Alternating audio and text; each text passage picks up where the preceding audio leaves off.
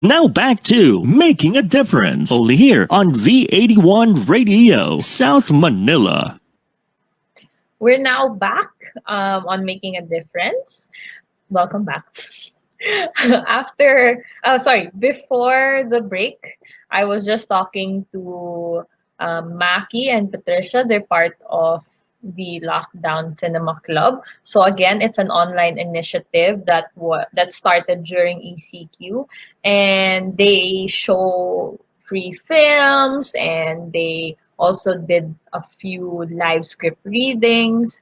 And we also talked about the donation side naman of Lockdown Cinema Club, where they reached around 4.7 million, and they gave that to those workers in the parang film industry. So you have the one who help out backstage and all that. So they were able to help a lot of them. Now we are gonna talk about for the last segment. We're gonna talk about more personal stuff. I wanna know their thoughts, especially since they're part of the film industry. So let's call back Mackie and Patricia. There we go. Hello, Mackie and Patricia. Ito mo kay Mackie kasi nagbabago-bago yung headset niya. Sorry. Kasi naglulubat pati background nagbabago. Sorry. Iba yung background, tapos ngayon iba headset. Okay lang yan. So, nandito si Mackie. Okay, so, a bit of, maybe you could give us some personal background, like what do you do for a living, especially what you guys were doing pre-COVID. So maybe we could start with Mackie. I'm a full-time cinematographer, so that means I'm in charge of the lighting and camera work of films and commercials. So I was actually working on, I guess I can say it now. Yeah, I guess. I was actually working on Darna, the latest Darna, okay. before COVID, but that currently is on pause because of the pandemic. So yeah, that's been my job for quite a while now, since 2006. Mm-mm.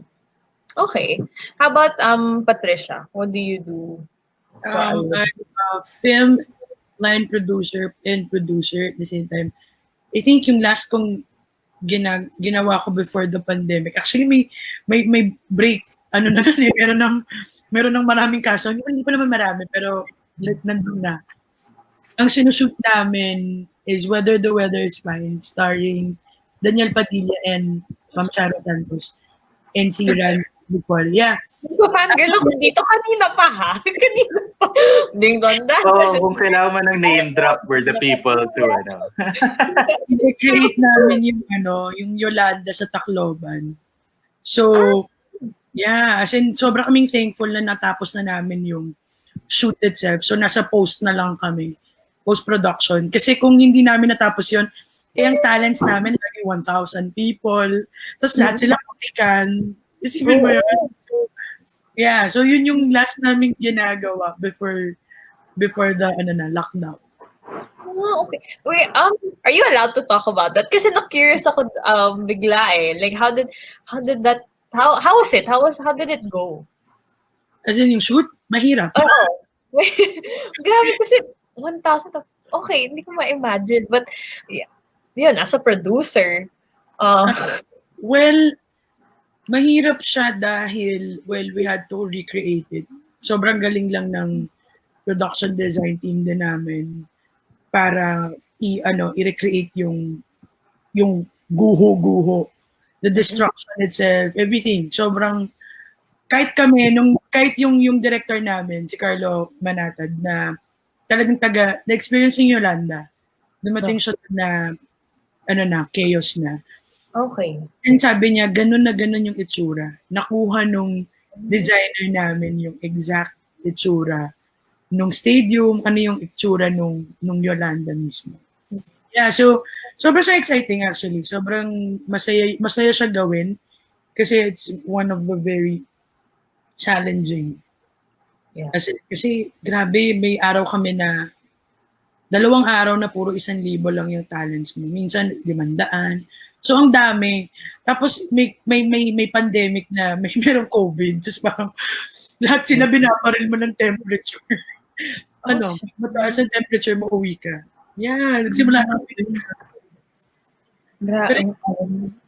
happy naman siya kasi taga-Tacloban din si Daniel Padilla. So nung nandun kami, kinakausap niya lang ng waray yung mga tao. In fairness, sobrang cooperative ng mga tao.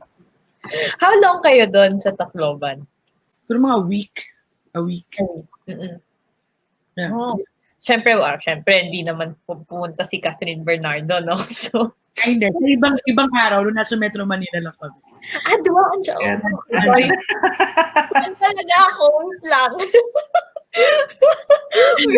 Dumaan siya. Para lang makita yung boyfriend niya. Ang cute naman. Ay, naku, feel ko yung mga viewers ko, nagtataka na sa akin eh. But anyway, okay, moving back. Okay, so,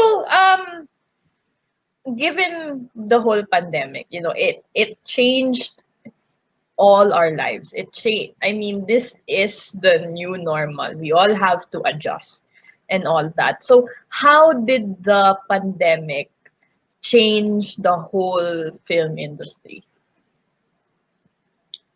Sa ngayon, walang sinemang bukas. So, we don't know. Bawas kami ng isang platform. So, kami as film workers, syempre, we can only showcase naman our film. Syempre, sinehan, or, yun na nga, very fortunate na kung lumabas siya sa Netflix, or iWant, or kung ano pa mang online platform. Pero, yun nga, without the cinemas as well, medyo hirap ang mga executive producers to actually finance and mag-invest. Kasi syempre, mahirap mag-invest kung wala kang sure na return. And syempre, pag walang mag-i-invest, walang mag-shoot, wala rin kaming gagawin. So medyo nandun kami ngayon. So as far as I know, may mga assistant directors na ako na alam kong naging kusinero na. Ng shooting. Bibenta na ng Bake Mac, mga ganyan. Ay, oo. Kasi wala kailangan mong gumawa ng paraan. Ikaw, Patricia, like what would you do now besides than club? Fortunately, meron naman akong Wados. Part owner ako ng isang cake shop na ang pangalan ay Wados. Yeah, so grabe din yung nag-boom siya nitong ECQ. I think yung mga tao biglang nag-crave sa mga sweets. So puro cake. Guilty. Yeah, sobrang in fairness naman, nag-thrive talaga siya. Nandun kami sa part na akala namin magko-close down din kami kasi syempre walang tao, walang nagda-dine in. Hindi namin alam paano kami mag-survive. Pero thank God, sobrang blessing pa din na in fairness sa mga tao, parang gutom na gutom sila sa cake. Talaga. Order ko lang ng cookies. Oo, yan. So, yun na. Sobrang, doon ako ngayon. Doon lang ako naka-focus. Magpagkuha ng orders ng cake. So, magbenta ngayon. How about you naman, Mackie? How was it? Well, it's tougher for me because wala akong ibang skill set kundi sa cinematography. But actually it's turned what's happening is since we were given the gift of time, parang I found myself involved in a lot of initiatives that will help the industry for after the pandemic. So Pat and I were talking prior to the show na we were in a congressional hearing about this new bill that's supposed to help freelancers. I'm also part of a group of workers that are trying to build safe protocols for shooting on the set, considering that COVID still exists. So it's a very dense document. It's about 50 plus pages of protocols, guidelines that you should follow to be safe. Kasi I'm not naman the only one that doesn't that needs to shoot to survive. So the goal is to get as many people working, but to get people working safely. So we're developing an app to help that as well. So it's supposed to the idea of the app is that you input the dimensions of the room you're in, and then based on social distancing guidelines, it'll tell you how many people should be in the room safely. Parang ganun. So, mga ganun, parang napunta ako sa napunta ako sa civil service bigla while waiting. From racket to pro bono civil service work. Okay. Well, speaking of after, a lot of us also are preparing na rin, no? As I mentioned a while ago, this may be the new norm. This is the new normal already. Face masks is the new fashion trend. I mean, nakita mo. Pati yung mga goggles or face shields, fashion trend talaga eh. I mean, ako personally, parang I wanna buy one kasi it just looks fashion eh. Diba? Yun na yung new normal. So, especially for the film industry, what do you think are the next steps, or what should be the next steps for the film industry given na ito na talaga yung new normal? On the top of your head, baka may mga ideas kayo or thoughts that you would want to share? Ako, because I feel it then now that the premium, kasi actually it's mag-shift lang din yung workers in their mindset, kasi I don't know if you're aware, pero may raketero culture kasi ang film, na you try to work every day kasi each day you're not working is or just to make as much money as you can as fast as you can. Trips na yung health, people who haven't been taking care of themselves. But I think what's going to change is that people are now more aware of their limits than personal limits. So people, there has been an industry-wide call to end mga 24-hour shoots, an industry-wide call for, and listened to na rin naman by the people that control the productions anyway. So I think that's it. I think people should start taking care of themselves more, and the 3 months of no work has given people time to think about that. Okay. How about you, Pat? May mga ideas ka ba or like thoughts regarding doon? Well, pares lang naman kami ng ina-attenda ni Mackie. Super. Araw-araw naman kami nakikita ni Pat. Doon lang kami. Parang di kami nakita kahapon. Nagkita din kami. Hindi kami nag-uusap. Kasi wala eh.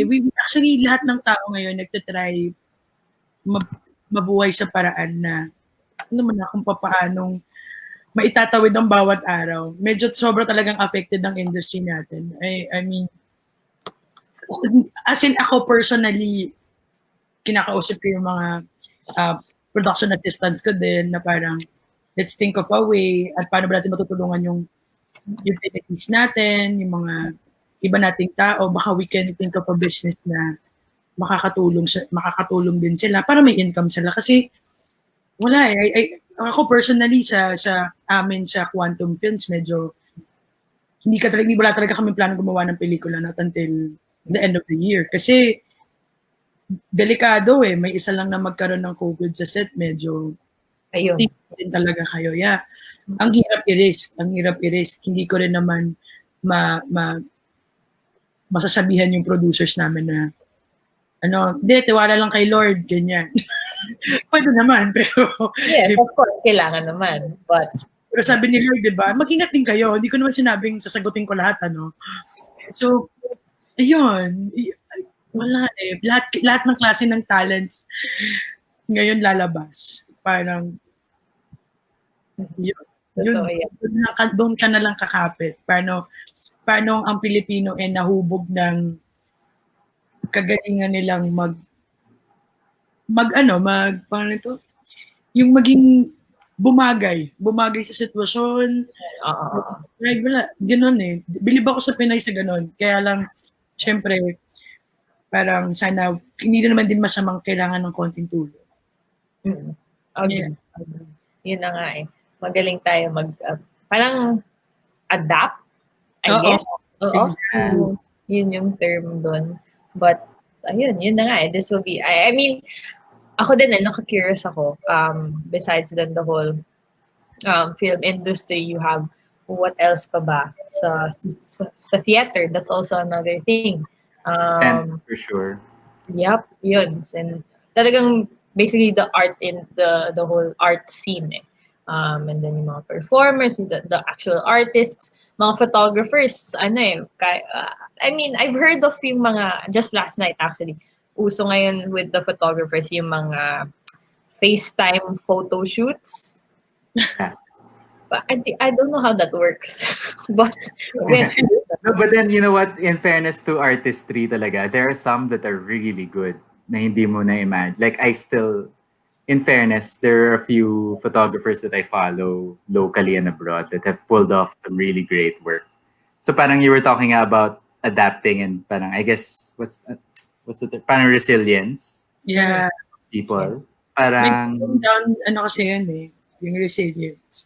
Hindi ka nagpapatalo eh. So people are still finding a way eh. So in fairness, I mean, kahit na ganito ka uncertain yung parang it's still may hopefulness din na silver lining. Oh, yun. Super agree with your thoughts. And I hope, everything goes well for the both of you. For, of course, Lockdown Cinema Club. I mean, I think, but I mean, you guys will find good ideas yung minention mo, Pat, yung the ideas for the future Lockdown Cinema Club. And also, I wish everyone well in the industry. No, I know it's hard, pero we'll get by. I know we will. Yun nga mga Filipinos, go lang ng go. Okay, so before we end, Pat, ang dami mong fans. Alam mo, nababasa ko yung mga comments, ha? Oo, nagigil din ako sa kanila. Sabi ko sa kanila, tigilan nila eh. May business partner ko yung si Wado. And then, the rest, kasi mga staff namin sa Wados. Ewan ko sa kanila. Parang wala akong pinapabake na 15 cake, ha? Shout-out naman daw sa Wado. Naku, huwag niyo silang pansinin. Mabuhay sila. But anyway, sige.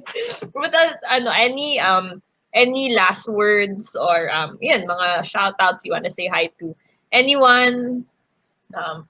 I'm gonna give the floor to the both of you.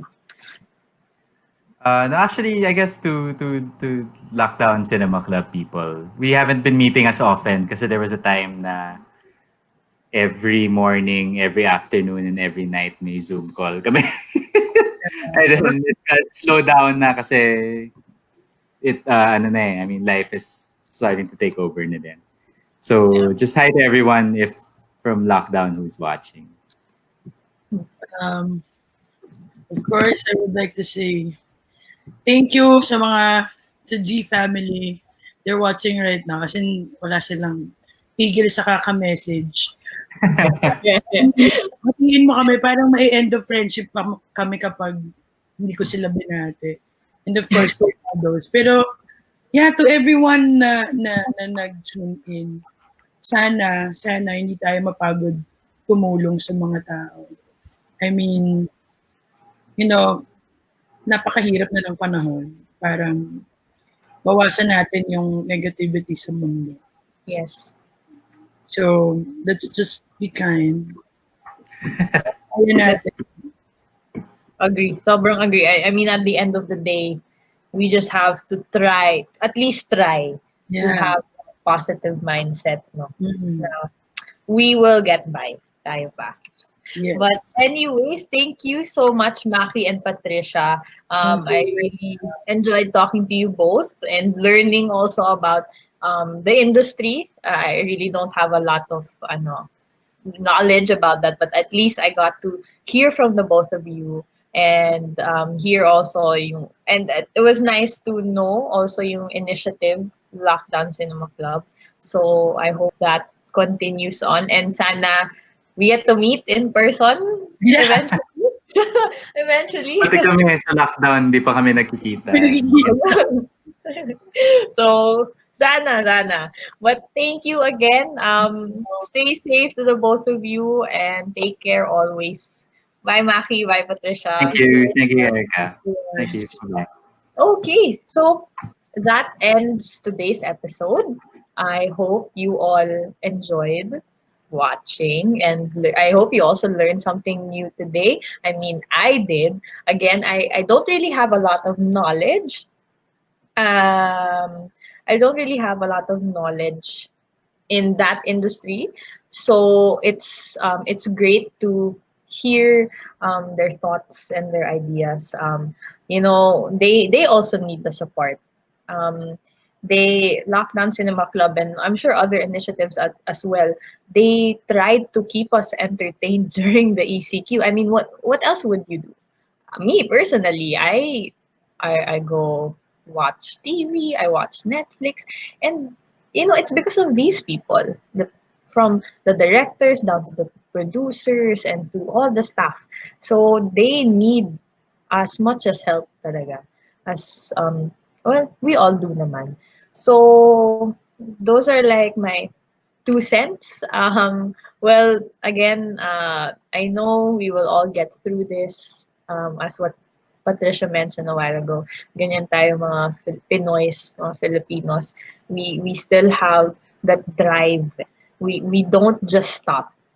Like I mentioned, go lang tayo ng go, and that's really, it's a very good attitude, a very good trait that we have as Filipinos. Now, before we end, of course, my usual announcements. Follow us on Facebook, the show Making a Difference. You can please also follow V81 Radio on Facebook. You could again check out our YouTube channel. Our website is up. If you have any comments, suggestions, please message us. Message me on Making a Difference. I will personally reply to you there. So if you want to see a certain episode, or if you want me to talk about something in particular, just let me know. And of course, we have more shows on V81 Radio. Actually, can I just say that I'm happy that the V81 Radio family is growing and growing. And again, I'm so happy to be part of this family. I've been having so much fun, and I've been learning new things.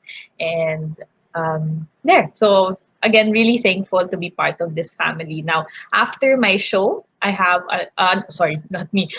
We have another show at 6 p.m. That's Madame Venus.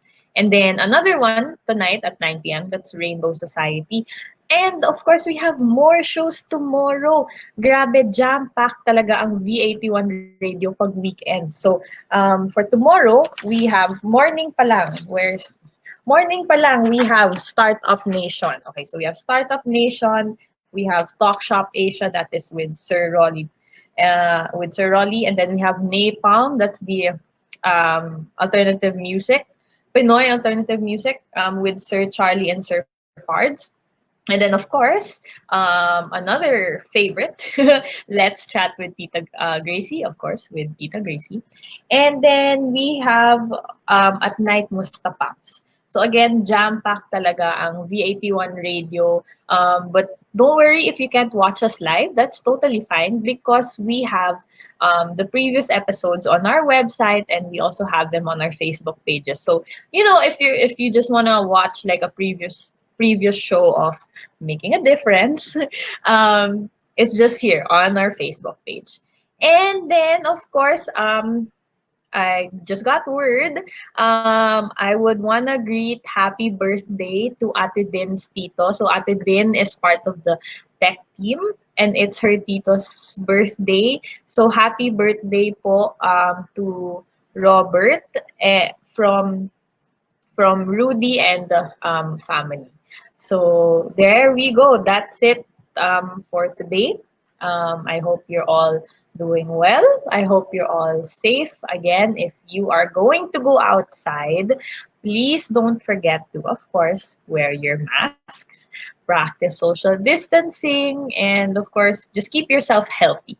Continue to drink water. I sound like a mom, but I mean, that's how it is. You gotta drink water, you gotta hydrate, you gotta eat healthy food, try to stay fit. Just try to keep healthy. Because it's, it's for you and it's for your family as well. Para hindi sila mahawa.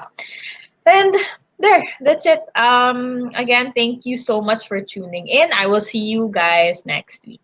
Bye. The program for the millennials that showcase young professionals' worth, aspirations, and successes in doing what they believe is right, progressive, and inclusive. Making a difference. Making a difference. Join them as they discover the path to self and societal fulfillment while making a difference. Hosted by empowered and cool millennial Erika Mison. Together with her cool millennials, they will be making a difference every Saturday, 3 p.m. Philippine time. Only here on V81 Radio, South Manila.